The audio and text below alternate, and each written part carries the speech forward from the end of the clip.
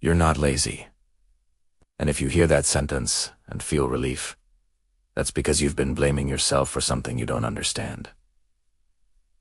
Here's the truth. Your brain isn't failing you.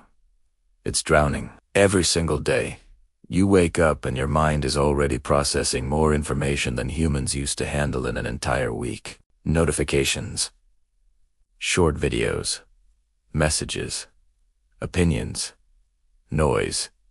And then you wonder why you can focus on one simple task for more than 10 minutes. It's not because you lack discipline. It is because your attention is constantly being pulled in 10 different directions before you even start working. Think about this. When your brain is overloaded, it doesn't shut down. It switches to survival mode.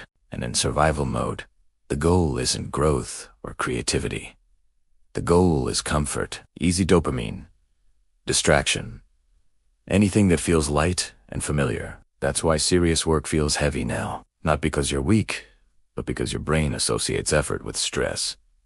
And here's the dangerous part. The more overloaded your mind becomes, the more you start believing there's something wrong with you. You tell yourself you've lost your potential, that you're behind, that others are just built different. But potential doesn't disappear. It gets buried under constant stimulation, buried under multitasking, buried under the pressure to always consume something. Focus isn't something you force. It's something that appears when your mind finally has space to breathe. And no, the solution isn't working harder. It's reducing the noise before you demand performance. Because a calm brain doesn't need motivation. It naturally moves toward what matters. So before you call yourself lazy again, ask a better question. How much unnecessary weight is your mind carrying right now?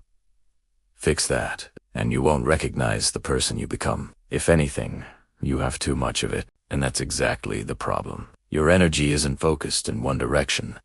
It's scattered across too many things. Too many ideas, too many goals, too many identities you're trying to become at the same time. One day you want discipline, the next day you want freedom, then success, then comfort, then validation. So you start many things, but you don't stay long enough to become dangerous at any of them. That's why it feels like your potential is disappearing. In reality, it's leaking. Every unfinished habit leaks confidence. Every abandoned plan leaks belief. And over time you stop trusting yourself. Not because you're incapable, but because your mind has learned a pattern of starting and escaping. Here's something no one tells you. Focus isn't about choosing what to do. It's about choosing what to ignore. Your potential doesn't need more motivation. It needs containment. One direction, one priority, one commitment you refuse to abandon when it gets boring. Because boredom is not a sign you chose wrong. It's the price of mastery. Most people quit at boredom and wonder why they never feel powerful. But the moment you stop scattering yourself, the moment you stay longer than your excuses, your potential doesn't just return. It multiplies. So stop asking, what should I do with my life?